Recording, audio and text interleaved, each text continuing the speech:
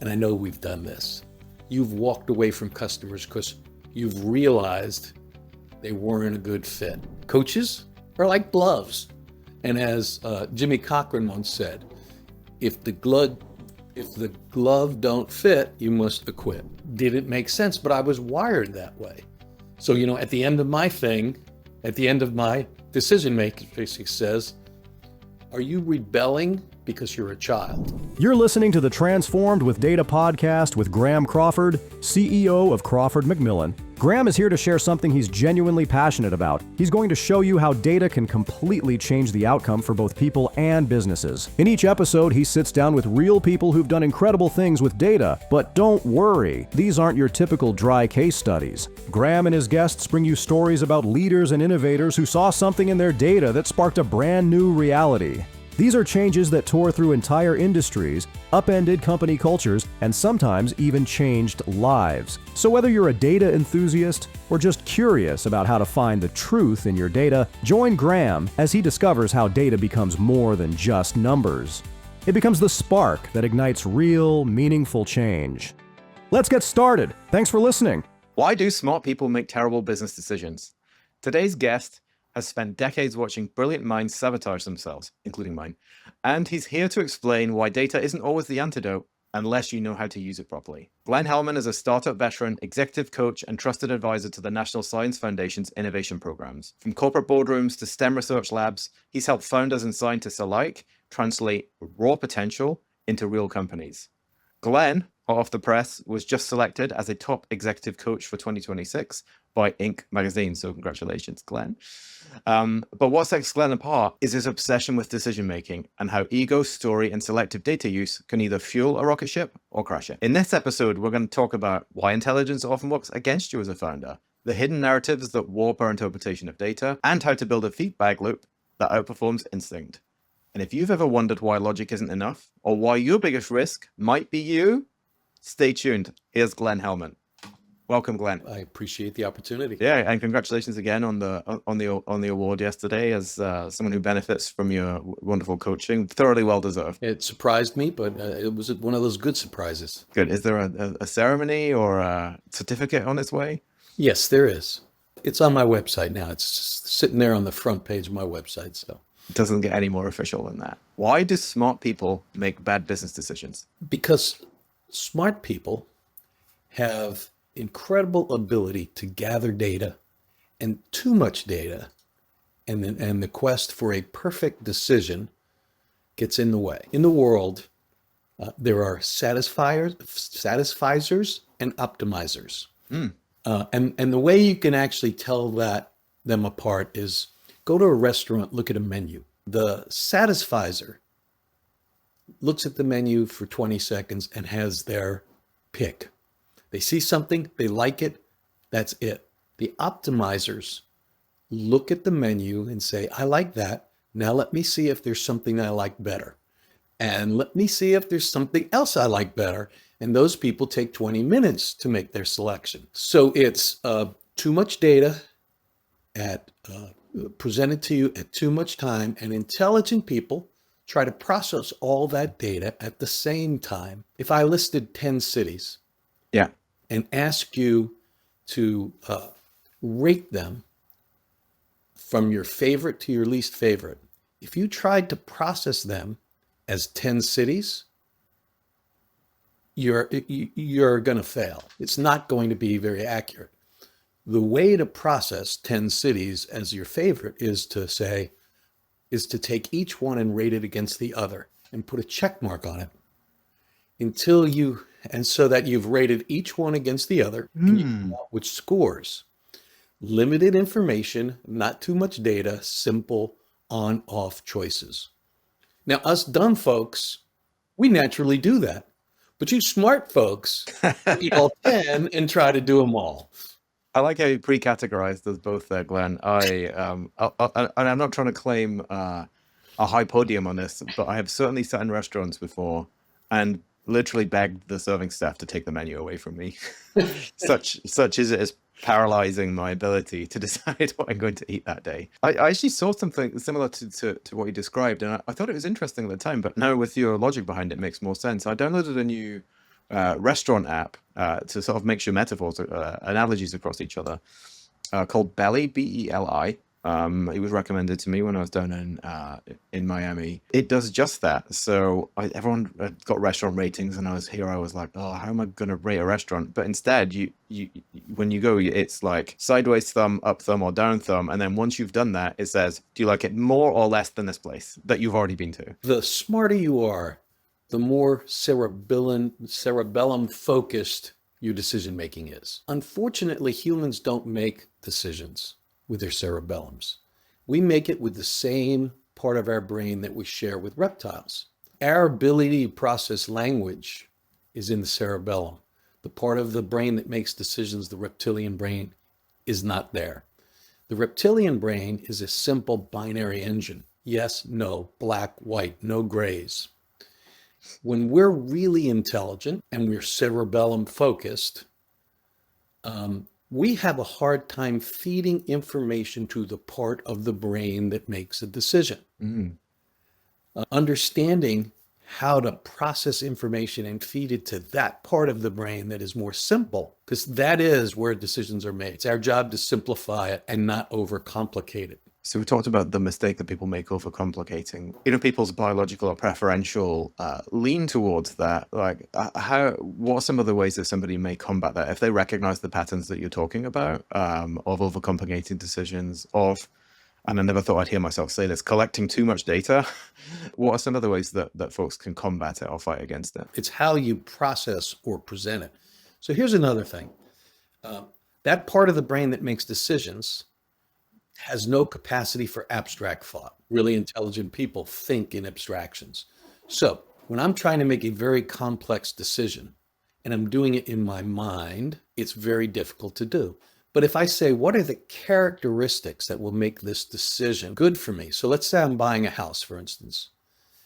If there are so many factors in what's the right house, location, neighborhood, school district, cost, all those other things, the object is to write down on paper, what are the characteristics you're using to choose the perfect house?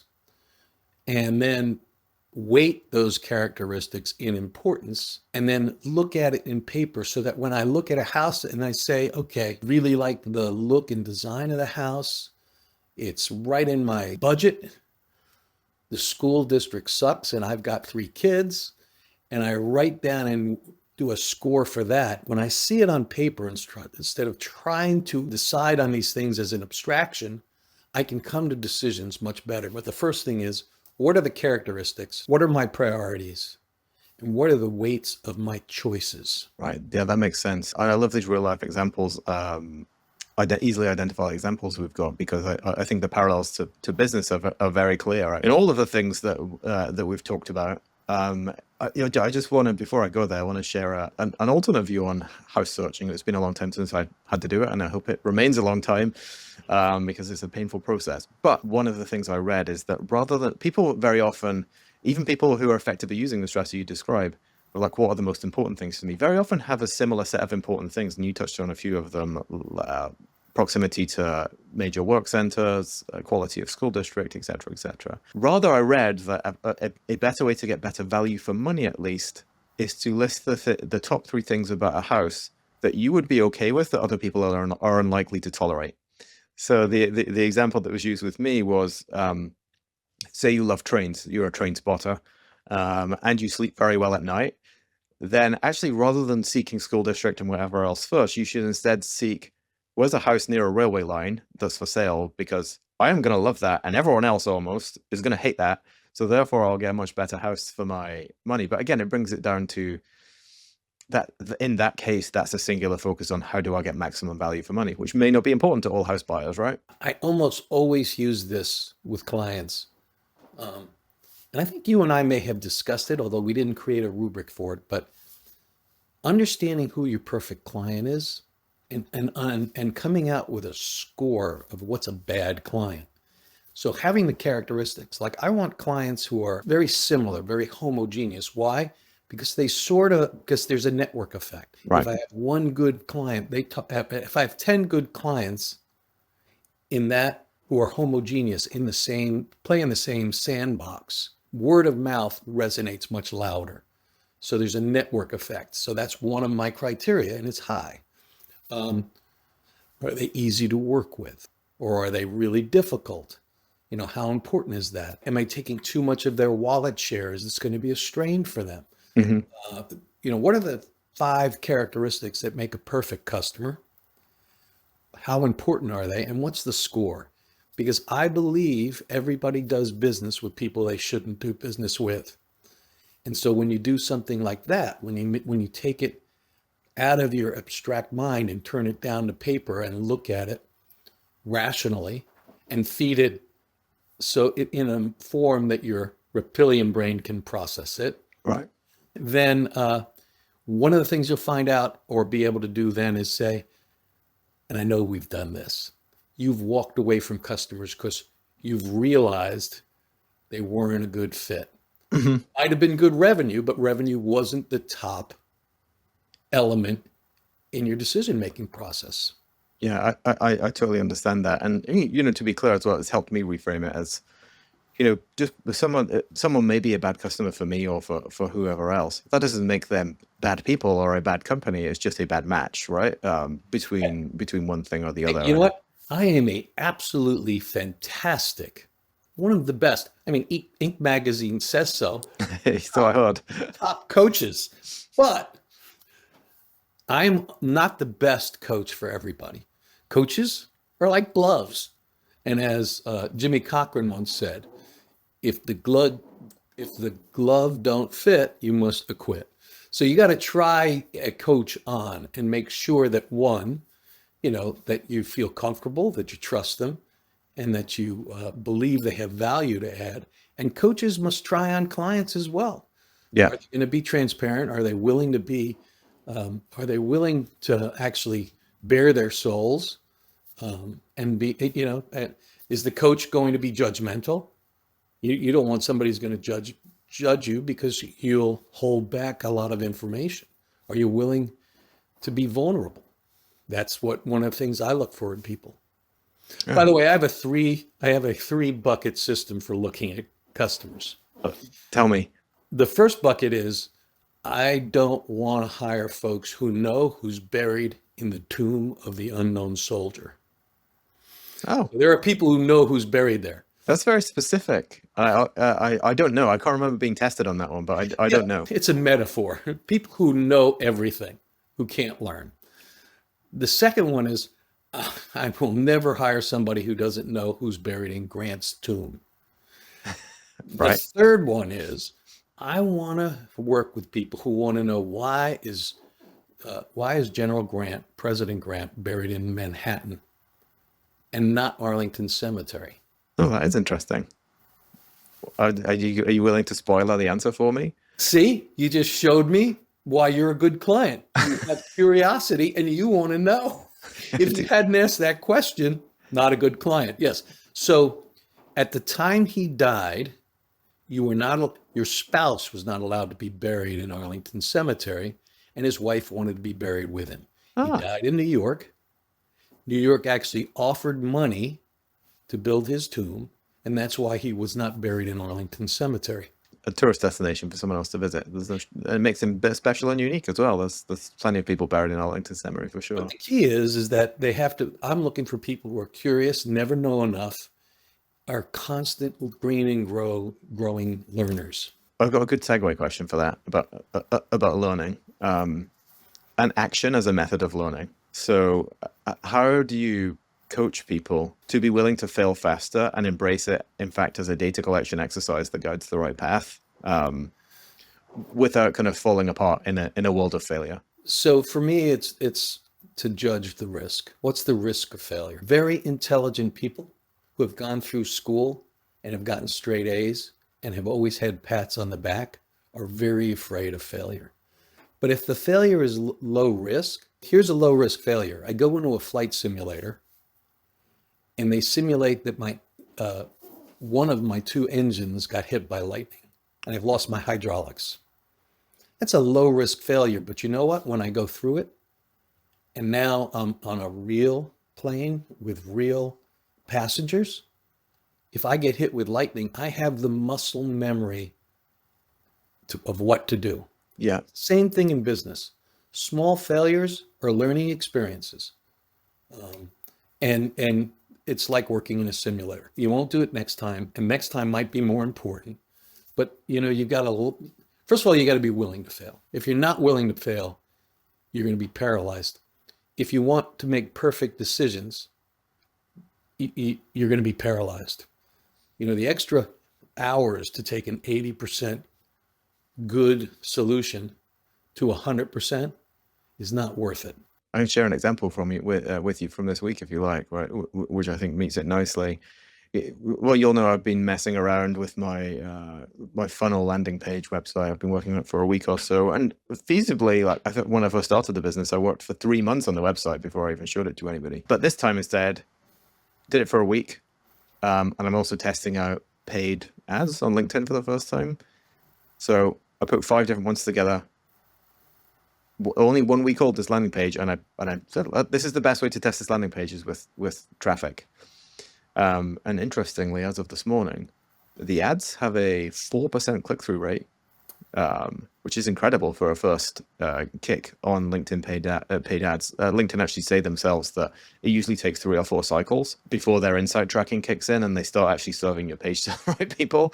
So I went in expecting worse than that. But how many people filled out my lead magnet? 0. So now I know where the work needs to go in, and I'm not guessing anymore, right? So just a little aside, I wonder if LinkedIn tells you that it's going to take 3 or 4 cycles so that you keep paying for 3 or 4 cycles before you realize you're wasting money. Potentially. That might be, but I'll learn that lesson as a controlled and efficient way as possible. I mean, I'm a skeptic, so. Well, right now I am too, and I have data to back it up. Good. I have data to back it up, but that's the point, the action. So the two frameworks that I'll return to the action one, but the first one actually came to mind when I was talking to you about it before, and it's one I got from a mutual internet colleague, Alex Hormozy, the other week, and his thing is focused, like what's most important to you. So similar to what you were talking about before, like in my business, what is the single most important thing I can be doing? So in my case, lead generation, right? So 2 frames. Number 1, anything that's not lead generation is opportunity cost, which I think is a really valid frame to look at it from. And number 2, which is an even more powerful frame, before you take any action, even if it's spend 15 minutes, even if it's spend an hour, you ask yourself, does this action, this single thing that is most important to me, does this action increase move me towards it or not? And if the answer is the second, then I'm not going to do it. That's very kind of laser targeted bullseye focus. But when your business has something fundamental that you need to work on in order to continue to scale it, then I guess that approach makes sense, right? Yeah. So I was working with a client yesterday, actually, and one of the things we were working on was how he makes decisions. And one of the things I landed on is this is a trap that all of us fall into, no matter how intelligent we are. We have certain self-limiting beliefs that get wired into us when we're in 3rd grade or 4th grade. It's how we deal with who we are as children. So for instance, a very smart kid is always looking to get patted on the back and always be seen as the perfect child. When we grow up, being the perfect child doesn't serve us well. Right. One of the things that we should all do is figure out what are our self-limiting beliefs, these hardwired behaviors that served us well when we were in 3rd grade, seeking acceptance and kudos for being perfect, for instance. What are those hardwired actions that don't serve us as well today? So really smart people who have always been applauded for their perfect execution, and that makes them feel good. It's very hard for them to say, I don't need to be perfect in this. I don't need that kind of applause. So one of the things I ask that person to do is write on the bottom of how you make decisions, am I being my 3rd grade self? So at the end saying, am I Am I looking for perfection that doesn't serve me well now? My parents were very controlling and I rebelled. So every time they tried to control me, I would try to make it painful for them. Didn't serve me well in my early career. I had to really figure out, why do I rebel against management? Right. It didn't make sense, but I was wired that way. So, at the end of my thing, at the end of my decision making, basically says, are you rebelling because you're a child? And you could never stop rebelling, so you started your own company. Is that a story? And I still don't like my boss. Oh, I don't blame you. I don't blame you at all. There's another frame I've heard around school, and that's going back to your curiosity point, that in school, like, it's very much in your interest to listen very intently to what you're being taught, and you do not question that, and you commit it to your brain, and you memorize it, and you do it over and over again. So curiosity and like being willing to ask questions kind of gets pushed out of you by the way the school system works as well. Yeah, exactly. It doesn't matter if you in school, it doesn't matter if you're right. It matters if you're giving the answer that is considered right. So, people like Galileo would have flunked astronomy. Yep. Yeah. And I had this conversation many times back in the corporate environment with folks from my team who, when faced with the objectives for the broader department or the company, they would disagree with what's would be valued, and we'd have these debates of like, well, I've done this X, Y, and Z, and like this should be valuable to the company. Yet here we were 6 months ago with a set of guidelines that said no, that instead this is valuable to the company. Or me as an experienced leader in this company, I'm telling you that these things are not valued by the company, and you can sit there and say they should be, as much as you like, but it shouldn't work this way. I was working in an academic environment as an advisor to a team, and it paid me well, and I didn't have to work that hard. Good combo.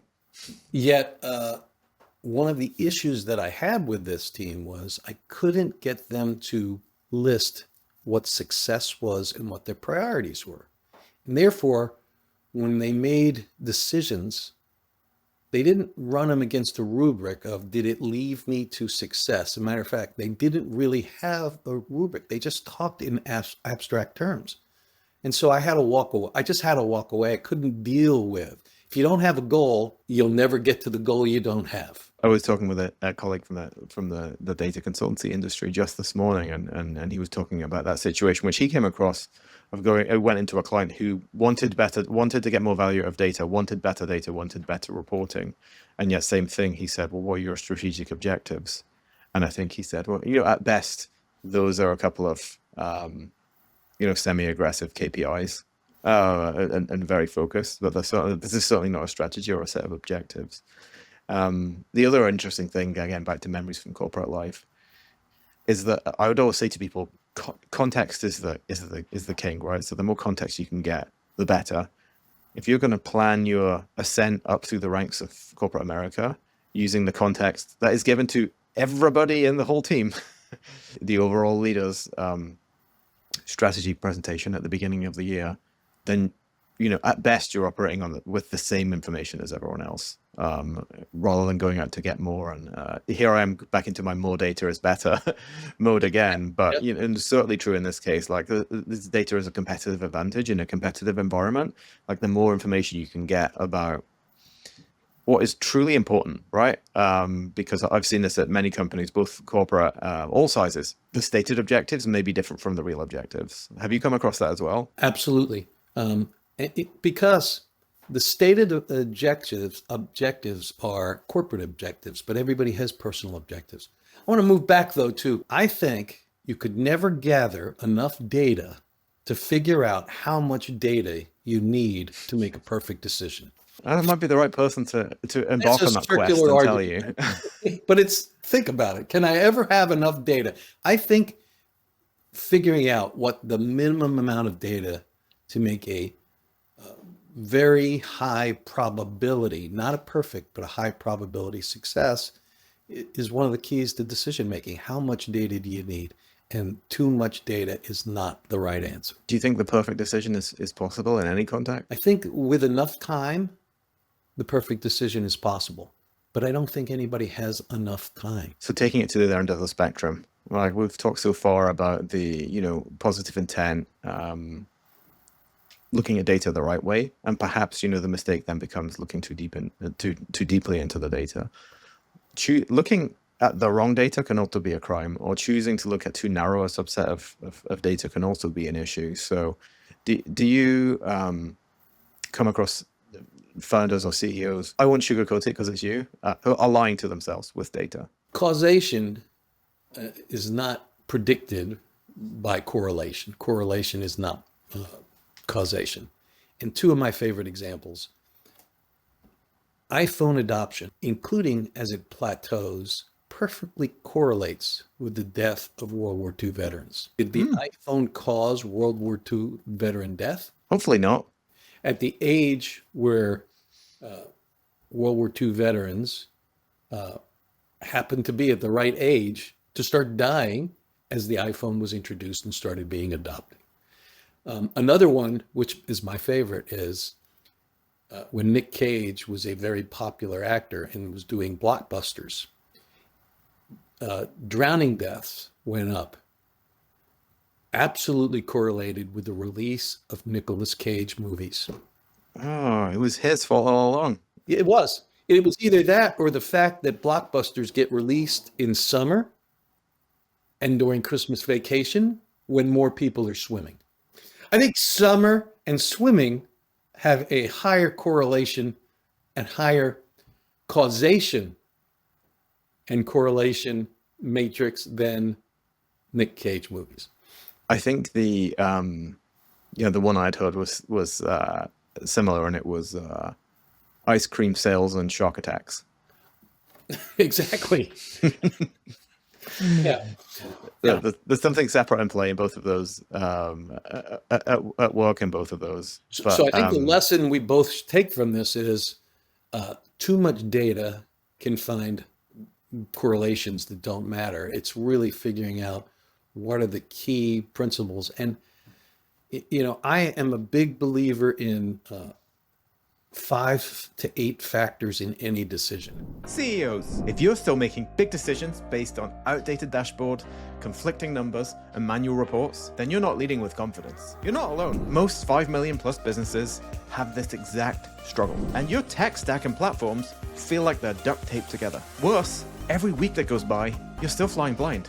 And if AI is part of your roadmap, well, you can forget about it, because clean connected data is step 1. So you're still in the starting blocks while others are running ahead of you. That's why we created the free 5-minute data maturity assessment. It's fast, it's free, and it shows you where your business stands and what's holding you back. You'll walk away with a clear score, a snapshot of your current systems, and insight into what it'll take to build a data infrastructure to support your ambition. It's the same approach I've used inside global firms like Capital One, IBM, and Accenture. And now it's adapted for fast-scaling businesses like yours. We've helped executive teams gain clarity, reduce friction, and make better decisions with the data they already have. No giant software overhaul, no disruption to your team, no data science degree required. Also, no magic wand apps that are too good to be true and sell a dream that is effectively only papering over the cracks of structural data issues. This is about giving CEOs real visibility and helping you lead with facts, not friction. So if you're ready to stop guessing and start leading with real data clarity, take our free assessment. It only takes 5 minutes. You'll get immediate insight on your current maturity and just what's possible next. Click below to get started. You've scaled your sales, your operations, your sales team. Now it's time to scale your data. I've led data transformations for some of the world's most complex companies. And now I help CEOs and leadership teams just like yours turn data into a real advantage. Let's get started. Yeah, I talked to my old colleague and friend on a couple of episodes back about views, and how views of anything like web pages, social media posts, whatever it might be, are a fallacy to have as a metric for anything. Because if you could have 1 million views, but if no one presses the button on your website, then what has it all been for, right? What does it mean? What are some metrics that founders and early stage CEOs cling to that are Pyrrhic victories in return in terms of progress of their company? So I call those things glitter traction. Glitter traction. Glitter That's a good one. and real traction. And glitter traction is, how many likes do I get on my Twitter or X or whatever we're calling it today, or my LinkedIn posts. That's it doesn't necessarily drive results. So looking at the wrong things, the right things are conversion rates, and the other thing is rate of change. Right. How are those conversion rates changing? So identifying each step that brings you from a prospective lead or a suspect, I'd call it, to a prospect, to a qualified prospect, to a contract, and what are the conversion rates between those things? And then how is the rate of change? What's the rate of change of those things? Is it going up or down? Yeah, because the things should all improve as your product improves. Rate of change is, people don't look at rate of change, they look at real numbers, but I look at how are those numbers changing. Yeah, no, that's absolutely a great one. And I'll go back to another thing that Hormozy was teaching me the other week. He defined intelligence slightly different from you. So positioned intelligence is this, search for endless amounts of data. He positioned intelligence in the business sense as something far removed from that traditional IQ sense, and he positioned it as rate of change of behavior after you've learned something. Yeah. So, one of the things I really find interesting is AI and what we've learned in school and what's not important anymore. So, when I was in high school, we were still using slide rulers. We didn't have calculators. They didn't come out until the HP calculator when I was a freshman in college, which cost about $800. Did you have those rulers that had the multiplication tables printed on them? Yeah.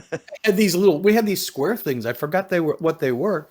But you don't teach kids those skills anymore because they have calculators. And now even algebra, which I sucked at. I'm just not wired for algebra. But I can put in a complex word question. How many shares should this person have after their cap table looks like this and somebody brings in this much money and then the new valuation is X? How many shares does everybody have? I can't do that in my head. I mean, there are really smart people who can.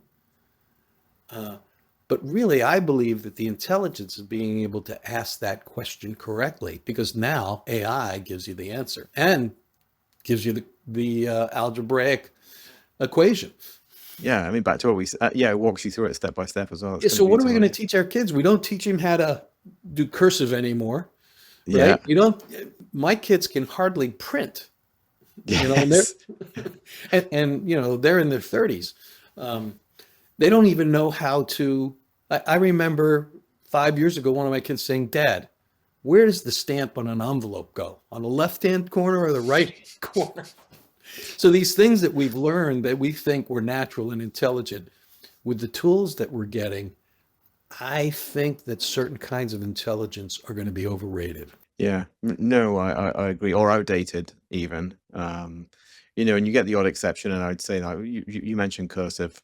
We're now in this era where a handwritten note in cursive to someone has incredibly high value, right? That it never used to. And I've joked about this on LinkedIn a couple of times as well, given the huge proliferation of AI comments out there. And my own predilection to being a little facetious sometimes, like actually making a facetious, sarcastic comment on someone's thing can be a differentiator, because AI is not going to do that to someone, especially not an AI that's programmed to sort of optimize for engagement or optimize for whatever else it's optimizing. Now you're talking about pattern interrupt, which is, interrupting the pattern is it's disturbing and it stands out. So I'm a big believer in using snail mail when you want to get to somebody, and not just using snail mail, using lumpy snail mail. Lumpy snails. Yeah. So I used to use this as a business card. Oh, Campbell's soup?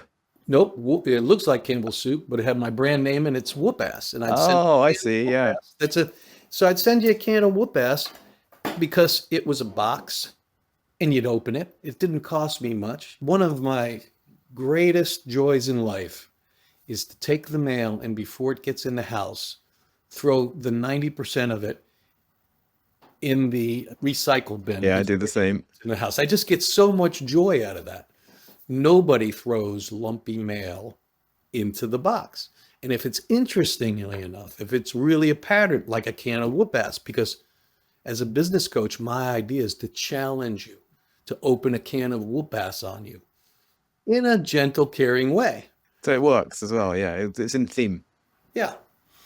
It's absolutely in theme. Yeah, it's yeah, zig whenever else is zagging. I've heard as well. So I'll continue with my sarcastic LinkedIn comments, and I'll even deliberately throw in a few typos as well here and there, just to add a bit of charm to them, you know. Yeah, my typos are deliberate also. So like we've now both got the baked-in excuse for the rest of our lives. Like, That's I was right. trying to pattern interrupt it. It's fine. You know, I think about my handwriting and spelling always sucked. And I used to get horrible grades in school for that. It really brought me down. How important was that skill that I didn't learn today with Grammarly, spell check, and everything I do is typed? Well, no regrets. It was fun at the time. So what are we teaching our kids today that they don't need when they're, running their own lives and in business? Yeah, pretty much anything. Like how to memorize facts seems to be a pretty dead process to me now. Facts. Why? Yeah, extensive recall of a number of complex facts. I think I know a couple of systems that can do that just great. In fact, I've been able to do that great for the last 20 years. So, the only thing I can remember is when was the War of 1812, and who's buried in Grant's grave. Yeah, I got both of those. I got both of those on lock for sure. One last one for you, Glenn, about looking beyond the data. You know, you've been coaching for a long time. You are Inc.'s best business coach of 2026, or one of. You must have seen lots of people, and you talk about those conversion percentages between funnel stages going up. That can happen because someone's brilliant has a brilliant product, or that can happen because someone's lucky as well. Like I've seen both cases, like right place, right time, right product, and they're not necessarily that brilliant, or the product's not necessarily that earth-shattering. How can you tell the difference when the data and the increase in conversion will look the same across both of those cases? Success in a business is a 6-sided die. It's actually probably more like a 20-sided die, but we'll simplify it. It's a 6-sided die. I wouldn't want too much data. And when you throw that die, if you're betting on 6, you have a 1 in 6 chance. The rest is luck. It is luck.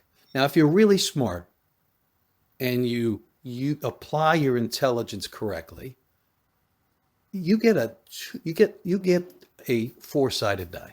So now you have a 1 in 4 chance. Right. If you work really hard, you get to throw the dice twice. Now, somebody who's not smart and somebody who doesn't work hard, who throws the dice, still has a chance of getting a 6. Somebody who works hard and uses their intelligence correctly has the best chance, but luck is still involved. One of the worst thing I've seen happen is a good, smart person hits 6 on their first roll and discounts luck and believes it's them. Those are the people who all of a sudden know who's buried in the tomb of the unknown soldier. They don't learn. They don't learn from their failure because they never had a failure. They don't have the grit of having to pick themselves up. And so one of the worst things is no matter how smart you are, no matter how hard you work, is to hit that 6 and believe it was all you. Yeah, that must be comforting to folks who don't necessarily roll the 6 the first time. It gives you a way to offer some crumbs of comfort, and a really neat analogy there. Maybe I do it because it's a good way to say, look, I've had 3 huge wins in 45 years of business. 1 IPO, 2 great sales, but I've rolled the dice 30 times. Right. So for those 3, I have 25 or so snake eyes. Right. So I've really learned. Yeah, and that you've had fewer and fewer face on the dice as you've gone on. Well, and the other thing is, you know what? Getting snake eyes doesn't bother me because I've had it enough that I'm not afraid of it. So the fear doesn't hold me back. Yeah, I think, yeah, and as long as you can internalize the snake eyes as a lesson, take that, add it to your arsenal of skills and knowledge, and then move forward, knowing that the dice will be more in your favor next time, then I think that's And don't say, and when they come up snake eyes, don't blame it on luck. Analyze what you could have done better. Because luck is well, luck may be I just had bad timing. Well, that's on me too. yeah, it's absolutely true. So, accountability for your outcomes, including when you fail, but accountability for outcomes with limited acknowledgement that other factors were also in play at the time as well. So I like that. It's a good way to stay humble and grounded. It's the best leaders, they take credit for the team's failures and pass around credit to the team for the wins. Yeah, not seen that too much, but I know it's certainly something to aspire to, and it's something that comes at a cost to the leader involved. So you're not one of the coaching clients who have asked one of my meanest, nastiest questions. Which is what? If it wasn't everybody else's fault, whose fault would it be? Yeah, if anything, I think I'm more predisposed to jumping straight to answer 2 before even considering answer 1. So yeah, we'll continue. Glad I've learned so much today, and thanks for sharing with everyone. We've learned about the true definition of intelligence. We've learned that too much data can be a bad thing. We haven't learned who is buried in the tomb of the unknown soldier, but we do know a bit more about Ulysses. I can tell you who to ask. Oh, none of them are my clients. There you go. There you go. No, but I'm sure it's this guy. And we've learned about the many-sided dice of entrepreneurship and what you can do to adjust the odds for and against your favor. So yeah, thank you so much for bringing your Inc. recognized business coach skills onto the podcast. Very much appreciated. I'm sure folks are interested. We didn't even touch on the fact that you're a super successful author as well as a business coach, entrepreneur, CEO, salesperson, all of these many strings that you have to your bow. Where would you, if folks are interested in learning more about you, where would you encourage them to find you? So my business website is cxoelevate.com. Mm-hmm. And then my author website, which features my leadership book, and then I have a series of 7 fiction books, thrillers. Author Glen Hellman, one word, no dots. Author Glen Hellman with one N in Glen. .com. Okay, excellent. Well, thanks so much for sharing your time with us, and I for sure will see you very soon. Graeme, let me tell you, this has really been a pleasure. Great questions. And it's good to be on the other side of the coaching thing where you are asking the questions and putting the heat on me. Yeah, well, back to the normal routine soon. But yeah, I loved reversing it for this time around. All right, take care. Thanks for tuning in to Transformed with Data. If today's conversation gave you even one insight, one aha moment, or one new idea to take action on, do me a favor. Subscribe, leave a review, and share this with someone who's ready to level up. Until next time, keep asking the right questions, keep challenging the status quo, and keep transforming with data.